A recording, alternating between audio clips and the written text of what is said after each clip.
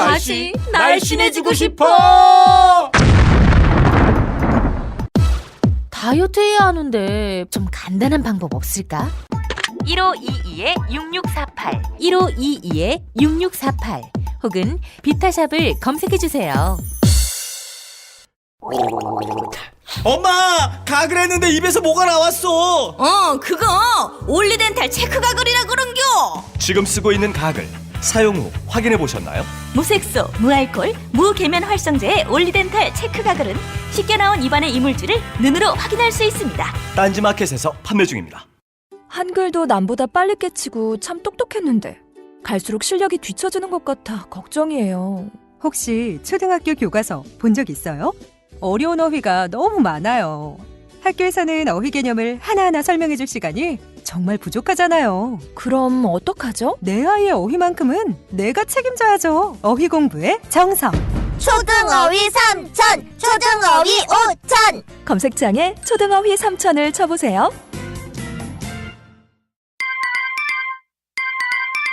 자려고 누웠는데 저스툰 지루한 지하철에 저스툰 자려고 누웠는데 지루한 지하철에 클래스가 다른 재미 저스툰 클래스가 다른 재미 저스툰 웹툰 웹소설은 저스툰 클래스가 다른 재미 저스툰.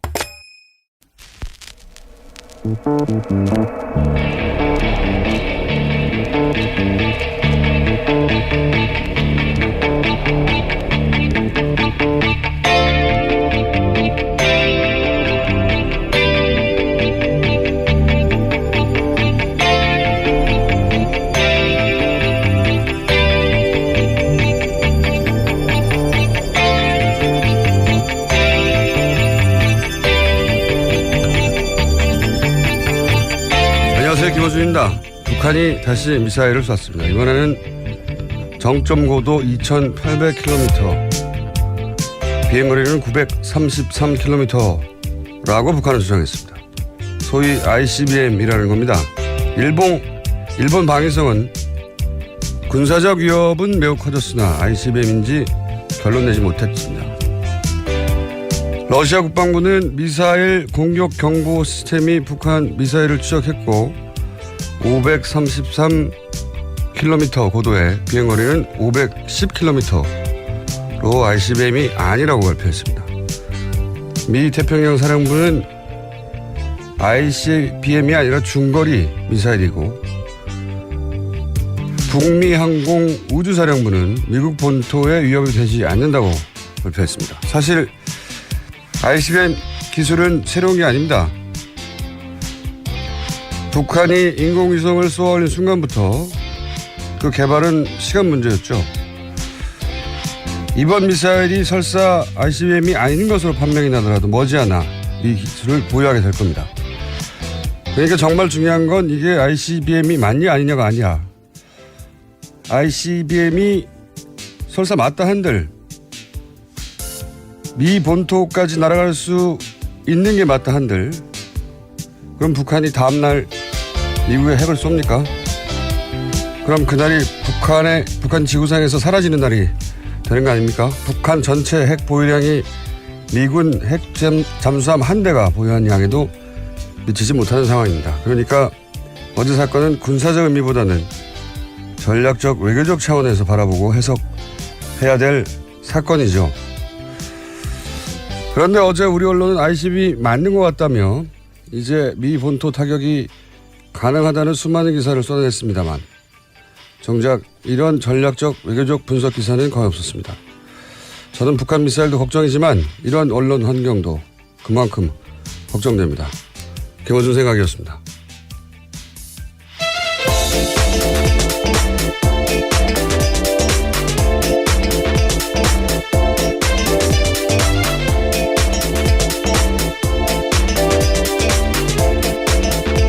시사인의 김은지입니다. 제가 오늘 오프닝을 하다 보니 오늘 정신 오락가락 하는 게 제가 느껴지는군요. 힘내십시오. 지금 컨디션이 아주. 예. 자, 첫 뉴스는 ICBM 되겠죠? 네, 북한이 어제 오후 3시 반 대륙간 탄도미사일 그러니까 ICBM으로 추정되는 화성 14형 시험 발사에 성공했다고 발표했습니다. 북한은 시험 발사한 이 미사일의 고도는 2,800km가 넘고 비행거리는 930km라고 주장하고 있습니다. 네, 이게 원래 인공위성과 기본기술이 같기 때문에 물론 대기권에 재진입하는 기술, 핵탄두의 소형함 이런 기술적 과제가 남아있긴 하지만 그러니까 이게 벌써 2012년 아닙니까? 북한이 인공위성을 쏘아올렸다고 처음에 주장했던 게. 예. 그리고 사실 ICBM 기술이라는 게 이게 미국, 러시아가 50년대 말에 개발한 거예요. 60년 전 기술입니다, 사실. 예. 새롭거나,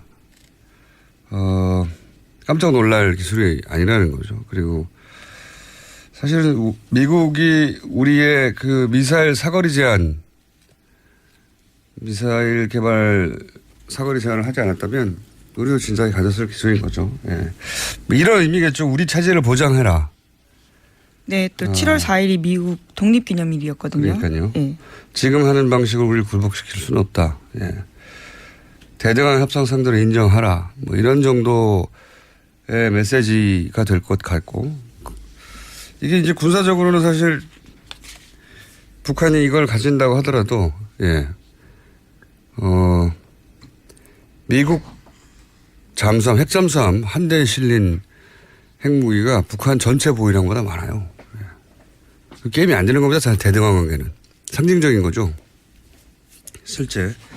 실제로는 게임이 안 되는 상징적인 건데, 상징적인 거라는 건 이제 전략적인 외교적인 선언인 거죠. 우리도 이런 거 있으니까 이제 막 무시하지 말고 대등하게 우리를 상대하라고.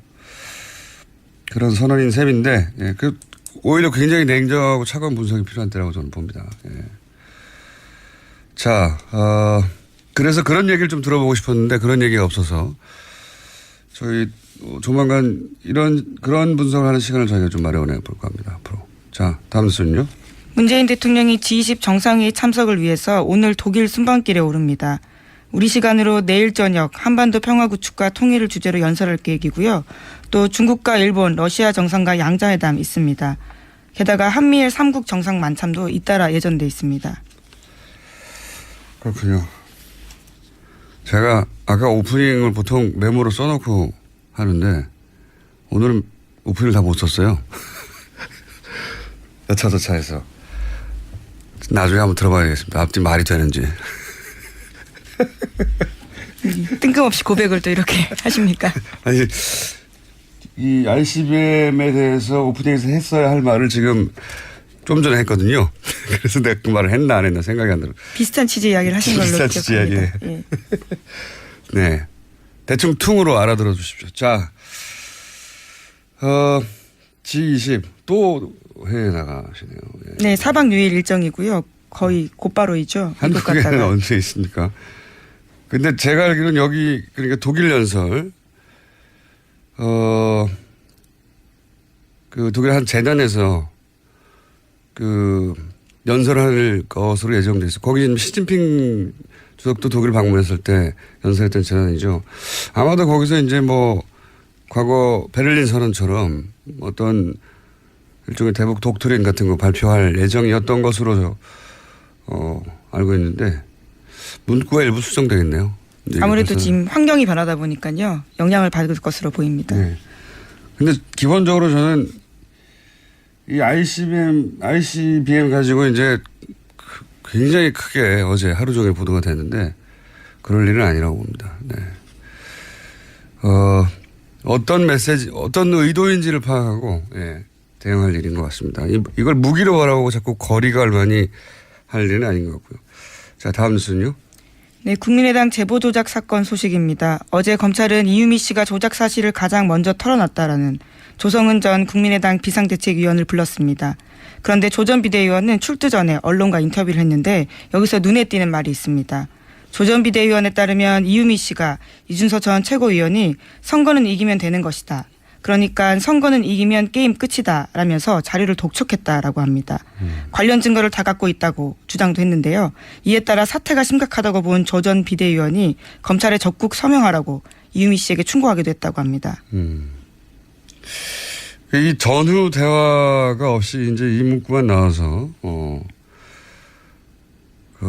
근데 이제 전후 대화가 어떠냐에 따라서는 뭐 그 자료가 사실이 아니라 하더라도 뭐 그 자료가 만들어낸 것이라 하더라도 선거만 이기면 되는 거 아니냐 하는 그런 의미로 취지로 이유미 씨는 받아들였다 이렇게 얘기할 수 있겠네요. 예. 그 말을 계속 반복적으로 했는데 그 말이 무슨 소리야. 뭐 만들어내는 거 아니야. 이기면 되니까. 이렇게 받아들였다고 주장할 수는 있겠고. 예. 이준서 전 최고위원은 아니다. 그런 말이 아니라 선거라는 게 결국 승리가 모든 것이다라는 일반론적인 이야기다. 뭐 이렇게 주장할 수가 있겠네요. 이건 이 말만 가지고는 어떤 결론을 내기 어려울 것 같고, 예. 어쨌든 그런 공방이 지금 있겠습니다. 검찰. 네, 이제까지 국민의당 진상조사단에서 밝힌 것과 좀 다른 결의 이야기들이 계속 나오고 있는 거죠. 알겠습니다. 관련 뉴스가 또 있나요? 네, 해당 사건 터진 지 오늘로써 열흘째입니다. 어제 국민의당에서는 침묵을 지키고 있는 안철수 전 대표를 향해서 사과를 촉구하는 목소리가 공식적으로 제기됐습니다. 김태일 국민의당 혁신위원장인데요. 기자간담회를 열어서 안 전 대표의 사과 문제에 대해서 언급했습니다. 빠르면 빠를수록 좋다면서 안 전 대표의 신속한 사과를 요구한 겁니다.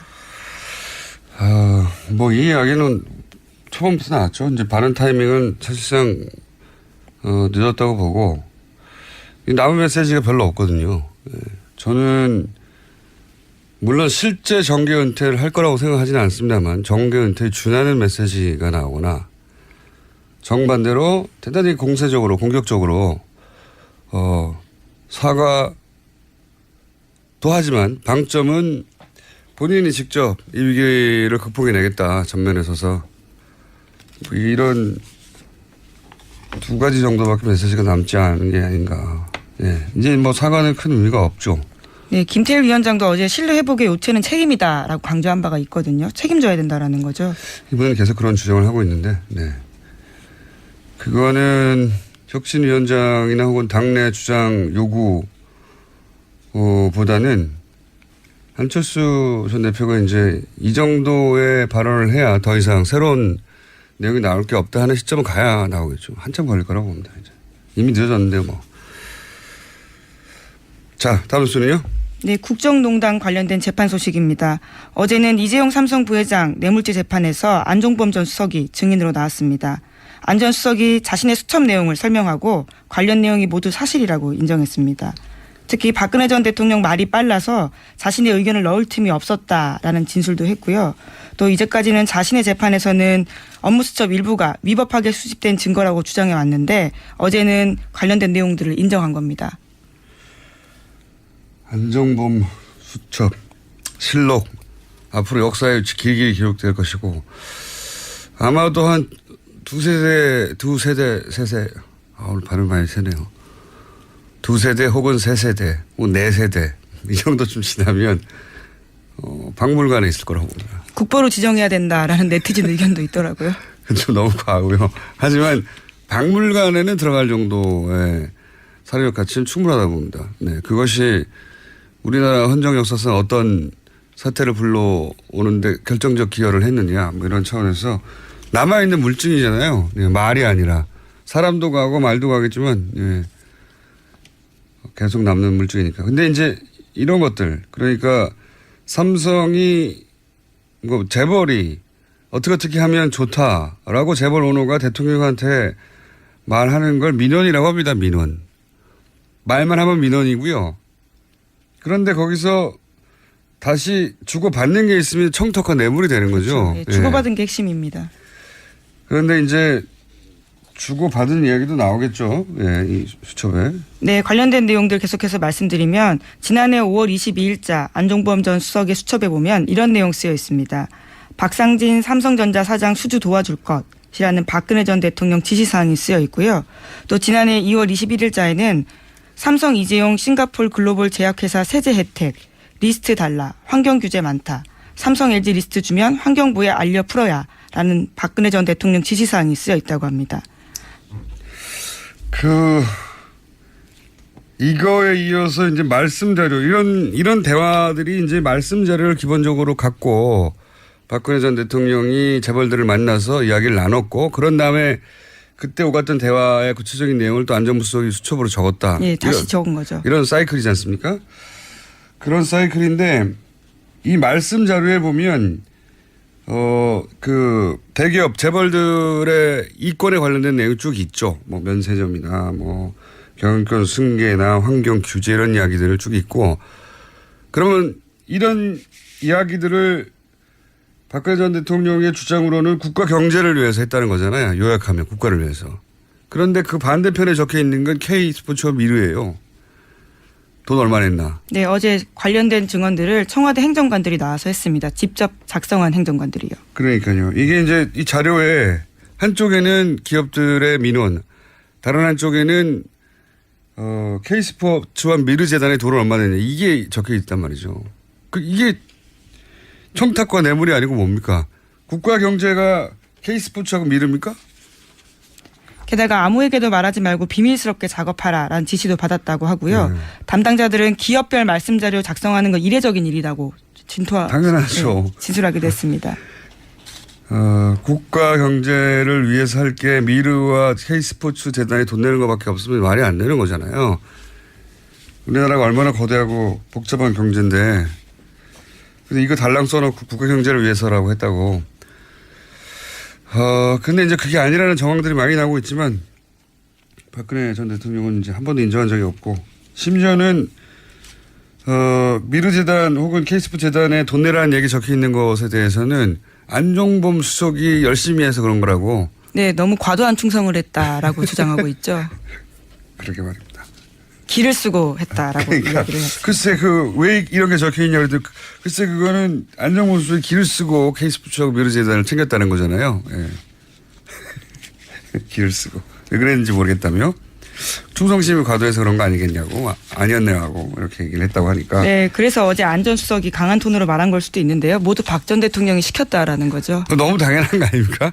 그리고 다른 이야기를 정원양화 했더니 너무 빠른 속도로 말을 전해줘서 다른 건 하나도 적을 시간이 없었다는 거잖아요. 예.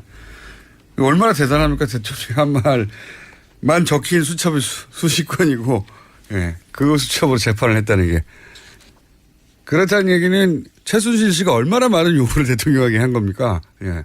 안정범 수석이 다이어리를 몇십 건을 적을 만큼. 우리가 알고 있는 게 전부가 아니에요. 저는 그 문장들을 해석을 못했거나 이제 검찰이 그 수첩을 봤다 하더라도 당장 기소된 사안에 관해서만 그리고 워낙 짧게 단어로 되어 있으니까 사안에 관해서만 엮었을 거 아닙니까? 예, 아무래도 그렇습니다. 저희도 내용 대충 다 봤는데요. 시사인이요? 예, 네. 저희 입수해서 다 봤습니다. 보도도 몇 차례 했는데. 그러셨군요. 예, 국내 정치 개입했던 내용들도 있고요. 네. 굉장히 다양한 내용들이 있습니다. 의료 규제와 관련된 내용도 있고. 네, 굉장히 많은데 당장 기소된 것, 당장 눈앞에 있는 사건과 관련된 것만 지금 뽑아서 보도되고 있는 거거든요. 근데 그 전체가 대통령의 지시사항이라고 하니 우리가 아직 전혀 감도 못 잡았던 큰 사건들이 그 안에 여전히 숨어 있다고 보는데 저는 차근차근 해보죠. 예. 자, 다음 순요.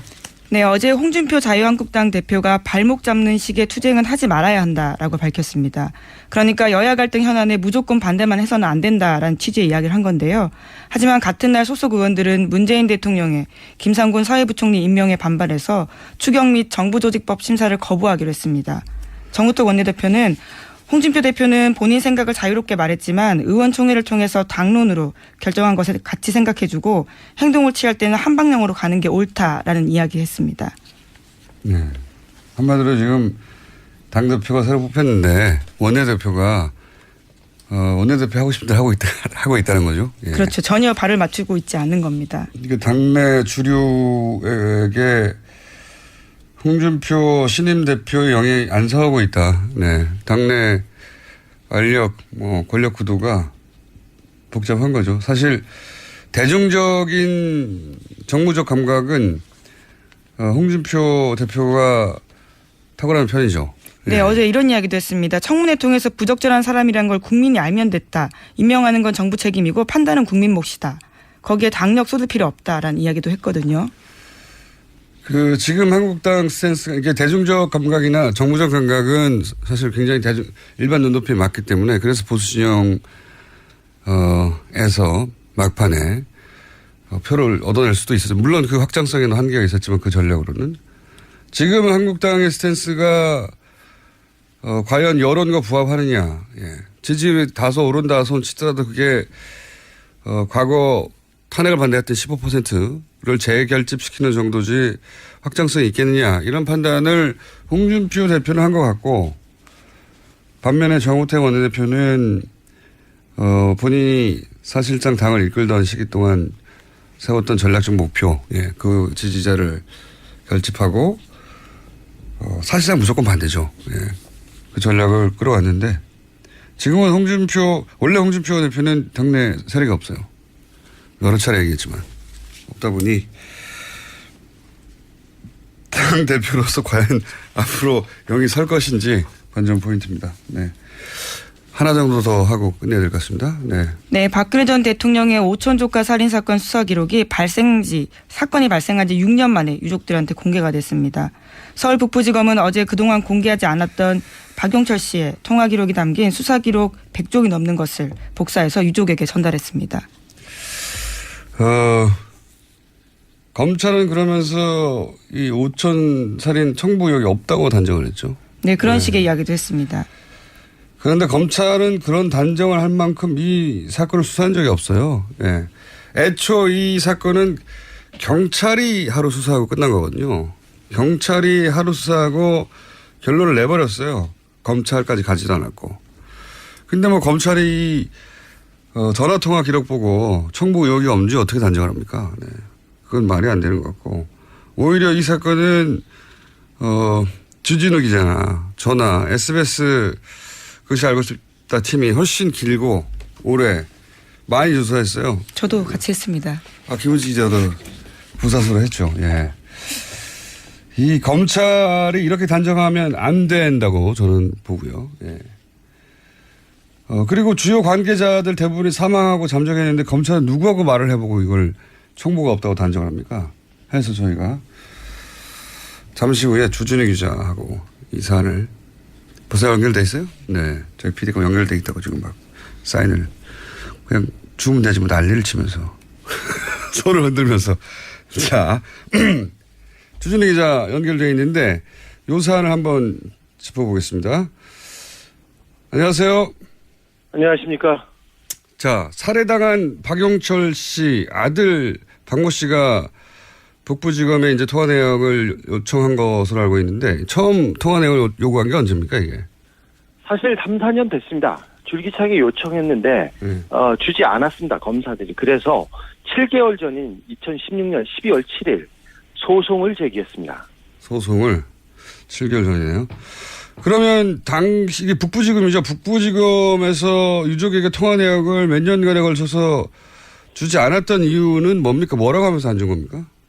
수사기법 기밀 누설 그리고 불필요한 분쟁을 야기할 것이 우려된다는 것입니다. 무슨 수사기법이 누설된다는 거죠? 없죠. 항상 답이 짧아요. 불필요한 분쟁은 뭘 의미하는 겁니까 그럼? 아마도 박근혜, 박지만, 정윤회 등 실세들이 그 이름이 나오는 것이 어떤 분쟁을 일으키는 거 아닌가 이렇게 생각합니다. 검찰이 그렇게 생각했을 것 같다. 예. 그런 당시는 이제 박근혜 전 대통령이 집권하는 시기였으니까요. 그런 실세들 이름이 등장해서 문제를 일으킬 수 있으니까 하지 말자 이런 의미였을 것이다. 예. 그 분쟁이 필요한지 아닌지는 검찰이 판단하는 게 아니라고 보는데, 자, 여하간 유족이 행정법원에 이제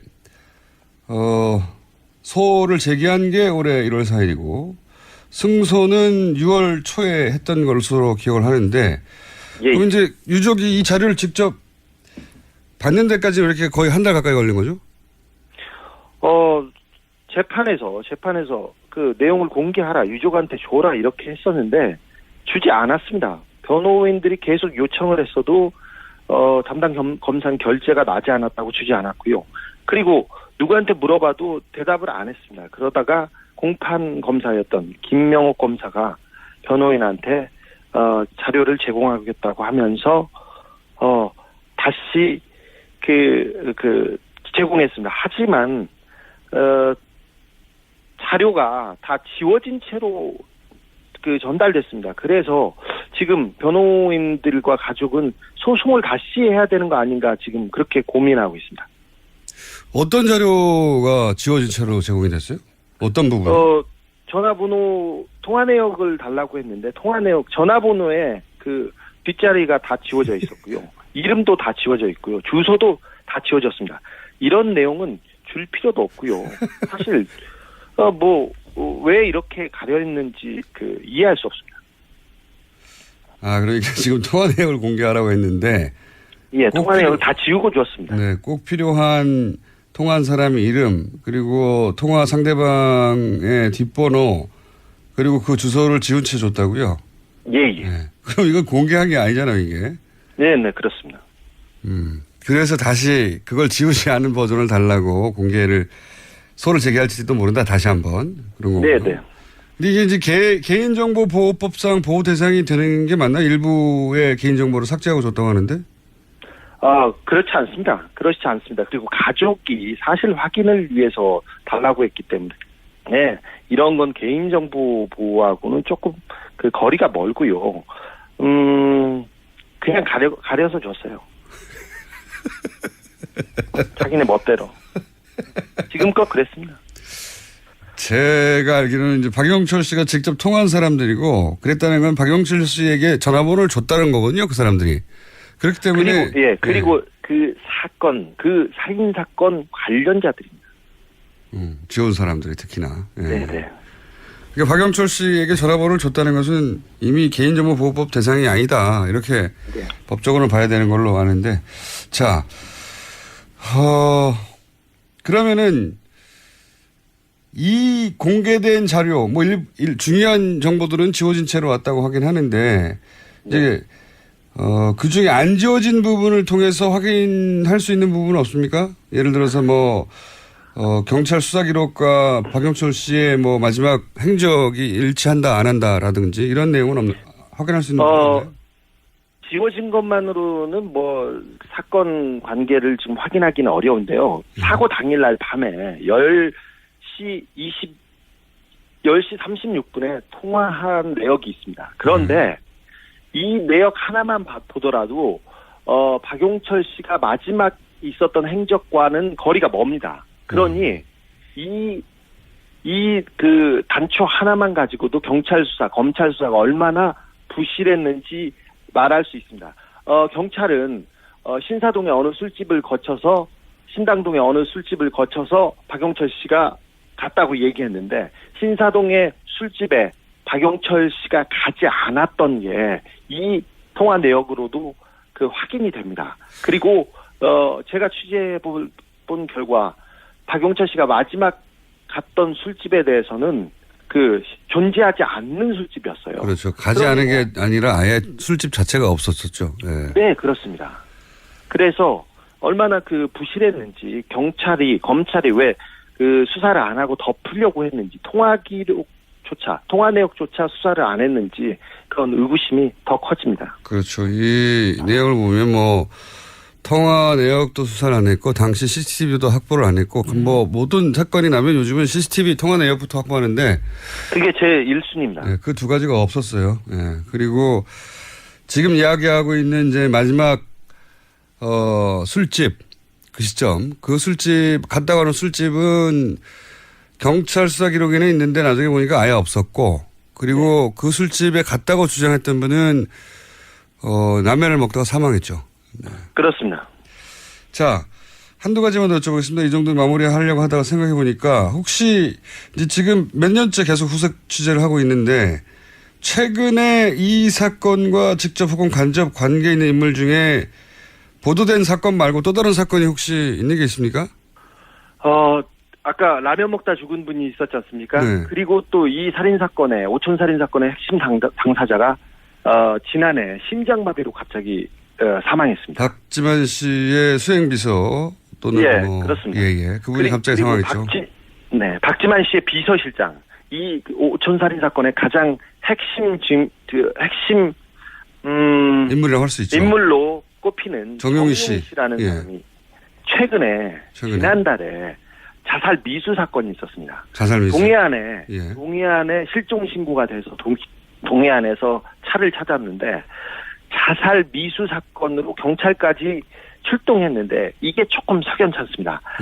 주변에는 유서를 써놓고 갔어요. 그런데 유서를 수차례 남기고 왔고 유서를 쓰긴 했는데 자기는 죽을 뜻이 없다는 얘기를 여러 군데 하고 갔습니다. 그러니까 나는 죽지 않겠다 그러면서 유서를 쓰고 사라졌는데 조금 이 문제도 굉장히 좀 미스테리합니다. 지금 생명에 지장은 없는데 정 씨는 지금 자취를 감춘 상태입니다.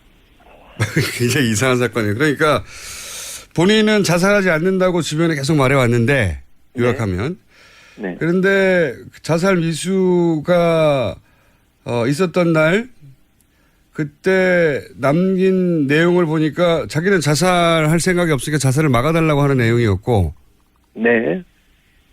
그리고 그렇게 자살을 안 한다고 했는데 자살하려고 하던 상태로 발견이 됐고 그때 남긴 문서는 나는 자살할 생각이 없다는 내용이었네요. 아니요, 유서는 그 마지막 유서는 나는 죽습니다 이렇게 했는데 그 전까지도 계속해서 유서를 썼고요. 그리고 주변 지인 그리고 가족들한테는 나는 절대 죽지는 않을 거야. 나는 절대 죽지는 않을 거야. 계속 얘기를 하고 다녔습니다. 그러니 약간 미심쩍은 행동을 계속 해왔던 거는 사실입니다. 최근 몇 달 동안.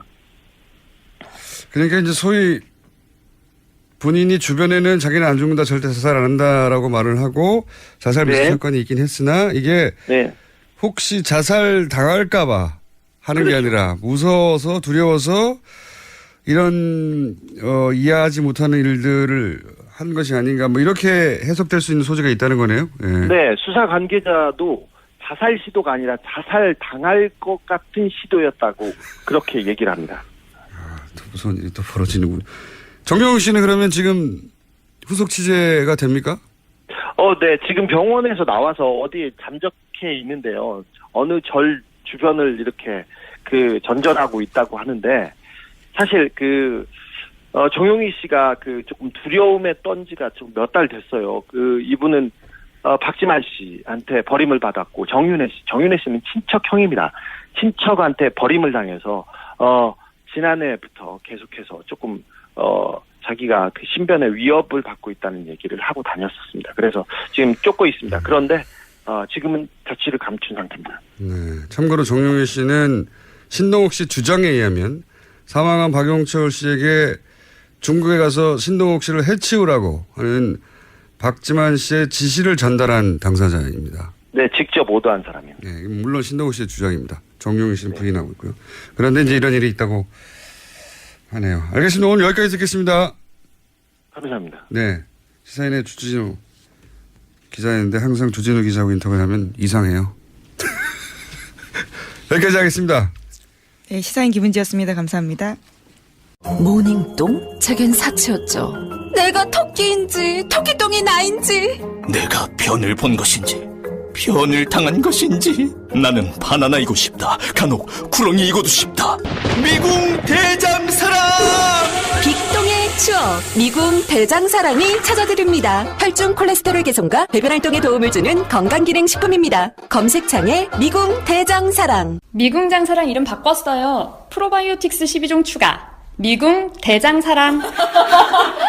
골반 잡자 바로 잡자 바디로직 허리 통증 바로 잡자 바디로직 2017년 쿨 썸머 바디로직 라이트 출시. 통기성이 좋아 땀 걱정 없이 한여름에도 쾌적하게. 입은 듯 안 입은 듯 가벼움의 신축성은 그대로. 자세가 좋아지는 골반 교정 타이즈 바디로직. 검색창에 골반 교정 바디로직 라이트. 아무도 묻지도 따지지도 않고 가입하셨다고요? 보험은 너무 어려워요. 걱정 마십시오. 마이보험 체크가 도와드립니다. 1800-7917 마이보험 체크로 지금 전화주세요. 1800-7917. 이미 가입한 보험이나 신규 보험도 가장 좋은 조건을 체크해서 찾아드립니다. 인터넷 한글 주소 마이보험.com 또는 카카오톡에서 아이디 검색 마이보험을 친구 추가하여 상담하실 수 있습니다.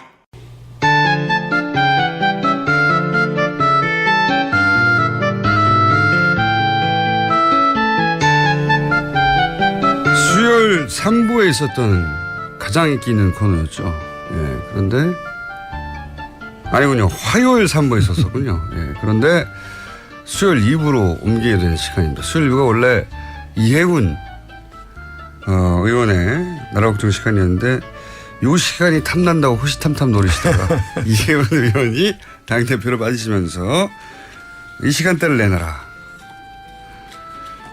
노회찬 원내대표 나오셨습니다. 안녕하십니까? 예, 안녕하십니까? 예, 이 시간대를 좋아하셨군요. 아니요, 제가 화요일 날 마치고 이제 바로 의원총회가 있기 때문에 시간이 좀 겹쳐가지고. 아, 그래서 항상 바쁘셨구나. 예. 조금만 시간이 늦어도 이렇게 가야 된다고 막 그러셨군요. 아, 사건 사고가 제법 좀 있습니다. 지난 한 주 동안 또. 일단 가장 최근인 홍준표 전 대표, 물론 예상하셨지만 홍준표 전 대표가 아니죠. 이제 대표도 다시. 예. 한 번 대표를 하셨다가 이제 5년 만에 다시 대표가 됐는데 일단 축하든 뭐든 한마디 해주셔야죠. 공식적으로. 예. 뭐 경남도지사를 또 지냈기 때문에 저하고도 각별한 관계가 없지 않고. 예. 여하튼 당의 또 대표로 지금 현재 자유한국당이 매우 어려운 처지 아닙니까? 그런 당의 또 대표로 선출됐기 때문에 일단은 뭐 어려운 짐을 맡은 데 대해서 축하드리고. 어려운 짐을 맡은 데 대해서 축하드리고. 아, 뭐 꼭 그런 뜻은 아니고 하여튼 축하드리고. 네. 또 잘 헤쳐나가시길 또 기대합니다. 알겠습니다. 근데 지금 홍준표 대표의 영이 잘 안 쓰는 것 같아요. 본인은 지금 정부가 하는 일 다 반대하는 이런 방식은 아니라고 본다라고 했는데 정우택 원내대표는 그대로 가고 있거든요. 일단은 뭐 저기 자유한국당의 원내 대책을 보면은 최대한 그 이 차별화를 통해서 존재감을 보여주겠다는 것이고 최대한의 태클. 예. 그 차별화를 여당과의 차별화만이 아니라 경우에 따라서는 다른 야당과의 어떤 차별화까지도 서슴지 않고 선택하는 그래서 가장 강력한 노선을 보여주겠다라는 게 일단은 원내 그 노선인 것 같아요. 네네. 근데 이제 홍준표 대표가 이제 취임하면서 그와는 좀 다르게 인정할 건 인정하고 넘어가야 되지 않느냐라는 말을 했는데 일단 말은 그것까지 했는데 행동은 아직 그까지 안 나아가는 것 같아요. 뭐 정우택 원내대표 거기에 대해서 코멘트한 걸 보면 뭐 원내총회 그 의원총회에서 결정한 사항이니까 강경 노선으로 계속 가겠다는 정도의 취지로 얘기를 했거든요. 그러니까 홍준표 당대표는 그렇게 생각하는지 몰라도 의원들은 그렇게 생각 안 하고 우리는 그렇게 안 해왔어 라고 튕기는 것 같은데요 지금. 그러니까 이 당이 지금 뭐 선거에 패배는 했지만은 다음 목표나 향후 전망에 대해서 나름대로의 자신감과 결기를 가지고서 같이 움직여 나가는 그런 상태가 지금 아닌 거죠. 그러다 보니까 정우택 원내대표도 홍 대표의 그 당선 일성 당선되자마자 뭐라고 얘기했냐면은 원내 대표와 당 대표가 이렇게 큰 추락을 없이 사건 사고 없이 이렇게 잘 헤쳐나가길 바란다고 얘기한 것 자체가 여러 가지 어떤 돌발 변수가 숨어 있다라는. 추락으로 있다는 얘기죠. 그건 뭐 가능성이 있다는 얘기죠. 그건 어차피 또 함께 일해왔던 분들도 아니기 때문에 그런 거죠. 정우택 원내대표가 또 한편으로는 이참에 본인의 존재감을 세우고 정치적으로 더 크려고 하는 것도 있는 것 같아요. 예. 근데 어떤 방향이 됐든 간에 지금 우리가 그 좀 제가 지적하고 싶은 건 뭔가면은 자유한국당 자신이 지금 기로에 서 있어요. 그래서 보수의 본당으로 다시 일어서느냐 아니면 수구 잔당으로 몰락하느냐. 과거 자민련이 없어질 때부터도 보면은 그냥 한 번에 가거든요. 맞습니다. 정당이라는 게 한 번에 갑니다. 예, 그래서 열린우리당도 마찬가지였어요. 한 번에 갑니다. 예. 한 번에 뜨기도 하지만. 그래서 그런 기로에 서 있기 때문에 사실은 근본적인 좀 여러 가지 문제들에 대해서 그 내부에서 이렇게 확인하고 또 국민들에게도 보여줄 바가 많은데 아직도 예를 들면은 그쪽에 당원권은 정지됐다고 하나 박근혜 전 대통령이 여전히 당원이지 않습니까?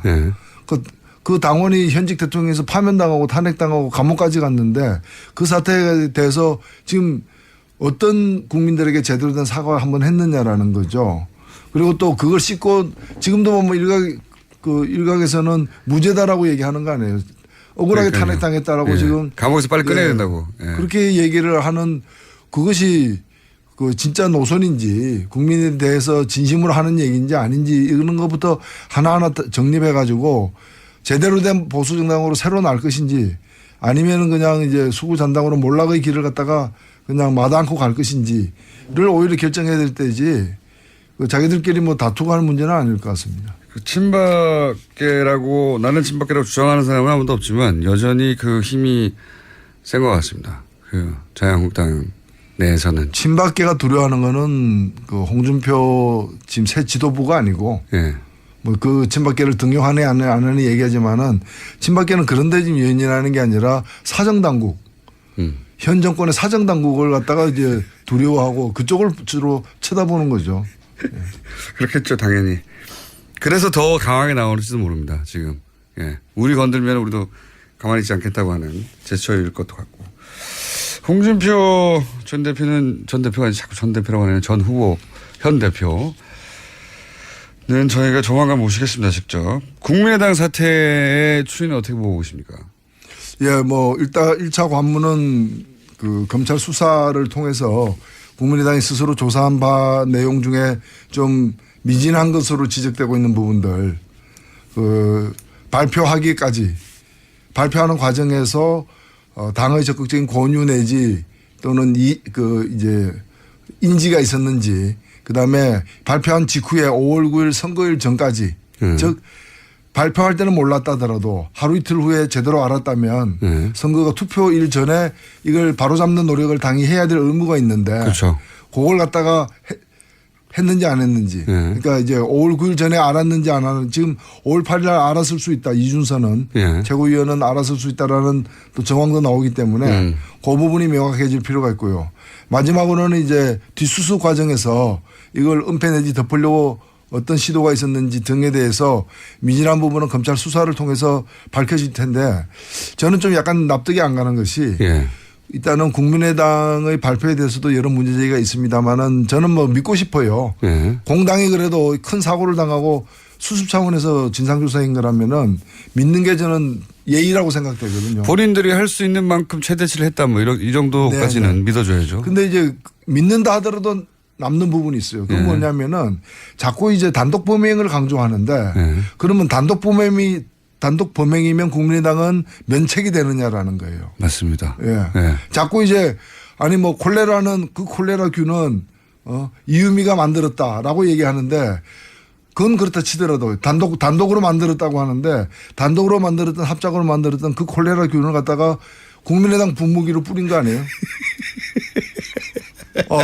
그러니까 그 뿌린 쪽이 더 어찌 보면은 책임이 큰 거 아니에요. 만일에 그 이유미 씨가 기자회견을 자청해가지고 이런 정보를 입수했는데 이 취업 청탁 이런 게 있었다라고 얘기했으면 누가 믿었겠어요. 그렇죠. 국민의당이 자기 이름으로 국민의당이라는 공신력 있는 정당의 타이틀을 걸고 공식적으로 발표했기 때문에 많은 국민들이 믿은 거 아니에요? 맞습니다. 제가 지난번에 국정원 댓글보다도 더 안 좋다라고 죄질이 나쁘다고 얘기했는데 국정원 댓글은 익명으로 단 댓글이잖아요. 그 험담이나 욕설, 비방이 익명인데 이거는 뭔가 하면은 국민의당이라는 시중의 브랜드로다가 이거는 괜찮은 제품입니다. 이라고 한 거예요. 그러니까 가습기 살균제도 그 유명한 회사들에서 나온 거하고 이름 처음 보는 이상한 조그만한 영세업체에서 나온 거하고는 그 소비자들에 대한 설득력이 다르잖아요. 피해 규모도 달라지는 거예요. 그렇기 때문에 이것을 국민당 이름으로 공개해서 영향을 미친 데 대한 그런 어떤 이 반성이나 사과나 이 대목이 잘 안 보이고 그냥 이거는 저 사람이 단독으로 만든 거예요. 그 얘기만 하고 있다는 거예요. 이게 자동차 회사 같으면 전량 리콜 아니겠어요? 이거 리콜도 불가능한 제품인 거죠. 저는 또 한 가지 이 국민의당이 대단히 잘못했다고 생각하는 워딩이 뭐냐면 국민의당이 본인들이 속았다 이런 식으로 워딩을 했지 않습니까? 이유미 씨가 자신들을 속였다. 이유미에게 당도 속았다. 저는 근데 이제 우리도 피해자라는 거죠. 이게 속았다는 거는 자신들이 피해자라는 거잖아요. 당 내에서 자기들끼리는 그런 말을 할 수 있어요. 그렇죠. 이거는 국민이 속은 거거든요. 그냥. 자기들 속사정이야 자기들끼리 얘기고. 우리가 여름에 냉면집 주인이 예. 나는 대장균에게 속았다. 걔들이 이렇게 많을 줄 몰랐다. 이제 많으면서도 나한테 많은 척 안 했다. 뭐. 많은 척 안 했다. 그걸 이제 조사해가지고 많으면 팔지 말아야 될 책임이 냉면집 주인한테 있는데. 그러니까요. 예. 균이 나를 속였다. 뭐 이렇게 대장균 단독 범행이다. 뭐 이렇게 얘기해요. 대장균 단독 범행이다. 아니 초반에 홍준표 대표 얘기하실 때는 이게 아무래도 홍준표 대표 그동안 많이 공격하셨으니까 살살 하실려나 보다 했더니 점점점 앞으로 기회가 많겠죠. 뭐. 기회가 많겠죠. 균이 나를 속였다. 아니 저는 이거는 해서는 안 될 말을 했다고 생각하거든요. 자기들도 속았고 국민도 속았다. 뭐 이런 식으로 얘기하는데 그러면 자기들도 피해자고 국민들도 피해자라는 얘기잖아요. 국민들 입장에서 보기에는 국민의당이 속인 거예요, 그냥. 이윤 씨가 누군지 알지도 못하고. 그런 이제 생각이 들 수 있겠죠. 그러나 공당에서 그런 제보를 갖다가 아무리 뭐 당직자가 얘기했다 하더라도 엄청난 그 사실을 갖다가 확인도 안 하고 바로 얘기할 수는 없는 것이고. 그러니까요. 이 다 모든 것이 드러난 상황에서는 그 점에 대한 어떤 죄책감 이런 게 커야죠. 그게 정상이죠. 그러니까 냉면집 주인이 정확한 비유 맞습니다. 냉면집 주인이 균이 나를 속였다고. 우리도 피해자라고. 네. 대장균은 말이 없다. 뭐 이런 대장균은 말이 없다. 심상정 대표님도 그런 표현을 하긴 하셨어요. 국민의당 꼬리를 잘라도 너무 짧게 잘랐다. 심상정 대표님도 뭐랄까요. 노회찬 원내대표님이 하시는 비유를 보면서 항상 부러웠을 거예요. 갑자기 왜 주제가 또 이상한 데로 생각. 그래서 이런 발언을 하신 것 같은데. 자, 그건 그렇고 하나 더 주제를 다뤄보고 오늘 끝내야 되겠습니다. 이 ICBM, 북한의 ICBM 발사에 대해서는 어떻게 바라봐야 됩니까? 어떻게 논평하시겠습니까? 예, 뭐 일부 언론에서는 문재인 대통령이 미국을 방문해 가지고 북한에 대해서 이렇게 핵 동결하면 대화 프로그램으로 들어가겠다라고 제안을 하자마자 ICBM을 쏘음으로써 우리의 제안을 거부한 것처럼 얘기하는데 저는 그렇지 않다고 보고요. 저도 거꾸로 해석하거든요. 그렇죠. 어찌 보면은 북한이 이걸 쏜 건 뭔가 하면 대화와 협상을 압박했다. 누구에게? 미국과 한국에게. 사실 이제 다만 대등한 상대로 우리를 대해라 이거 아닙니까? 그렇죠. ICBM이라는 게 대륙간 탄도미사일이고 이건 아시아 대륙에서 아메리카 대륙으로 쏜 거기 때문에 아메리카에 있는 나라 USA 대화의 광장으로 나와라. 자꾸 이제 중국을 갖다 건드려 가지고 뒤에서 쑤시지 말고 또 한국만 가지고 대화하기는 어렵다. 왜냐하면 모든 어떤 무기에 대한 통제권은 이제 미국이 갖고 있으니까 미국과 같이 대화해야 된다는 거고 저는 북한의 행동은 규탄해야 마땅하지만은 실제로 문제를 해결하기 위해서는 해석을 제대로 해야 되는데 미국과 한국이 다 대화에 나서야지 미국이 계속해서 이제까지 보면 과거에 클린턴 정부 때도 8년 임기 거의 다 끝나갈 무렵에 울브라이트를 갖다 평양에 보내는 타이밍 놓치는 그거를 두고두고 다들 후회하죠. 후회했죠. 부시도 보면은 부시 4년을 허망하게 보내고 강경책으로 그다음에 마지막에 이제 전략을 선회했지만은 너무 늦었고 오바마 같은 경우에는 전략적 인내라 해가지고 전략적 인내가 뭔가 하면은 아무것도 안 하는 거죠. 안 하는 게 전략적 인내인 거예요. 그때 또 우리가 보수 정권이었기 때문에 뭘 할 수도 없었겠죠. 예, 그 없었죠. 그렇기 때문에 저는 이제 되려면은 제대로 해야 되는 거고 트럼프 정부도 과거 미국 정부의 실패를 전체를 밟아서는 안 된다고 봅니다. 적극적으로 임해야 된다고 봅니다. 그러니까요. 저는 이제 이런 ICBM이니 아니네 맞네 뭐 북한에서 미국까지 날아가네 아니네 이런 얘기가 계속 집중해서 언론이 보도하는데 이걸 무기의 성능으로 볼 일이 아니고 무기의 성능으로 따지면 미국이 가지고 있는 핵은 뭐 북한이 가지고 있는 핵의 몇만 배 아닙니까? 비교도 안 되는 건데 몇만 배가 아니면 몇백만 배 되겠죠. 그러니까 무기의 성능으로 따질 일이 아니라 북한의 의도를 해석하고 계속해서 이게 뭘 하려고 하는 거냐 분석하는 게 나와야 되는데 무기로서만 자꾸 보도가 돼가지고요.